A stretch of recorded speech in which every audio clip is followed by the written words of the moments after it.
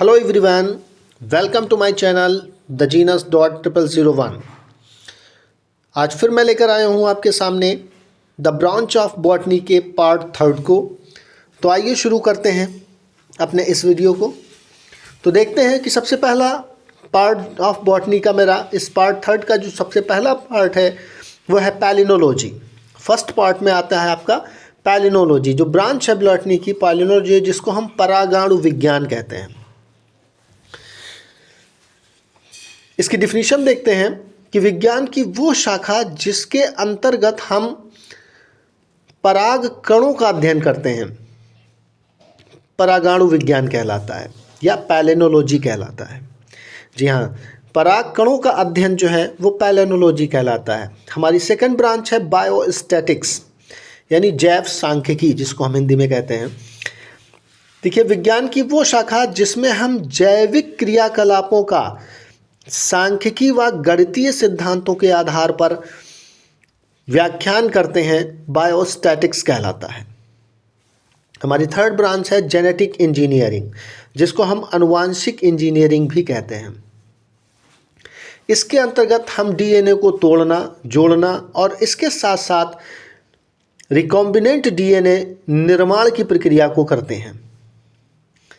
Genetic engineering के अंतर्गत DNA से संबंधित कार्यों को किया जाता है, जिसमें डीएनए को जोड़ना, डीएनए को तोड़ना और उसके साथ साथ वांछित गुणों का समावेश करना और अवांछित गुणों को हटाना, जिसे हम डीएनए रिकॉम्बिनेंट टेक्नोलॉजी कहते हैं, के अंतर्गत आता है। और हमारी फोर्थ ब्रांच है साइटोटैक्सोनॉमी। देखिए, जैसा कि इसके नाम से स्पष्ट होता है, साइटो कोशिका को कहते हैं और टैक्सोनॉमी जो है वर्गीकरण विज्ञान को कहते हैं। तो यहाँ पर हम कोशिका के वर्गीकरण से संबंधित विषयों का अध्ययन करते हैं, जैसे कोशिका के स्ट्रक्चर और कोशिका के अंदर पाए जाने वाले सेल ऑर्गेनल्स के आधार पर हम कोशिकाओं का वर्गीकरण करते हैं। नंबर 5 पर है हमारा कीमोटैक्सोनॉमी, यानी हमारे कीमोटैक्सोनॉमी, जिसको हम हिंदी में रसायन वर्गीकी कहते हैं। इसके आधार पर हम जीव जंतुओं में उत्पन्न होने वाले रासायनिक पदार्थों को, जिन्हें हम हार्मोन्स भी कहते हैं, जीव जंतुओं में उत्पन्न होने वाले रासायनिक पदार्थों को, जिनको हम हार्मोन्स के नाम से भी जानते हैं, आधार पर, यानी उनके जैव रासायनिक पदार्थों के आधार पर वर्गीकरण करते हैं। यानी जीवों में उत्पन्न होने वाले, यानी विज्ञान की वो शाखा जिसमें जीवों में उत्पन्न होने वाले रासायनिक पदार्थों के वर्गीकरण के रासायनिक पदार्थों के आधार पर वर्गीकरण किया जाता है, कीमोटैक्सोनॉमी कहलाती है। नेक्स्ट है हमारा बायोटेक्नोलॉजी, जिसको हम जैव प्रौद्योगिकी कहते हैं।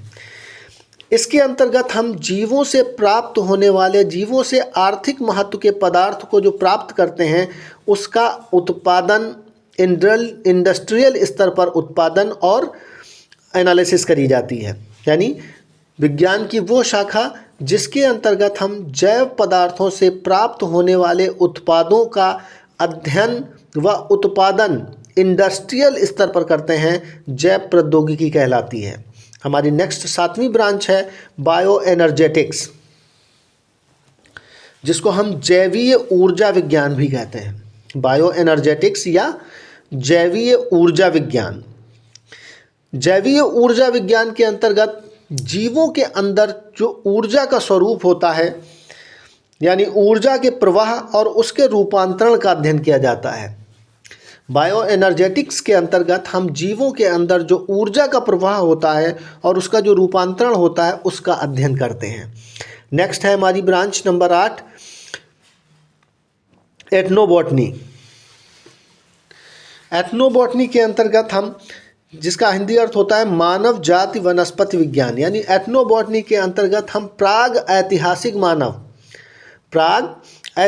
मानव का वहाँ की वनस्पतियों से पारस्परिक संबंध का अध्ययन करते हैं।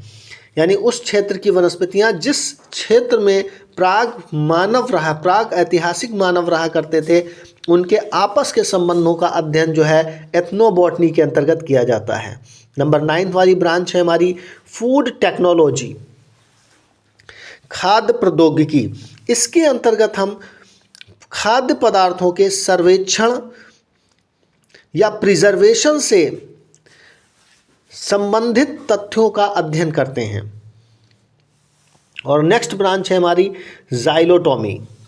जाइलोटॉमी संवहन ऊतक विज्ञान कहते हैं इसको, हम हिंदी में इसको हम संवहन ऊतक विज्ञान कहते हैं। इसके अंतर्गत हम जाइलम और फ्लोएम की आंतरिक रचना व उनके व्यवहार का अध्ययन करते हैं।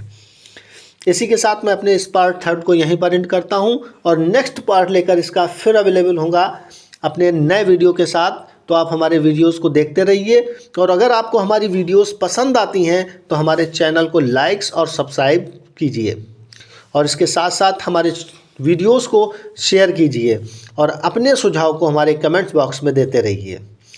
जय हिंद।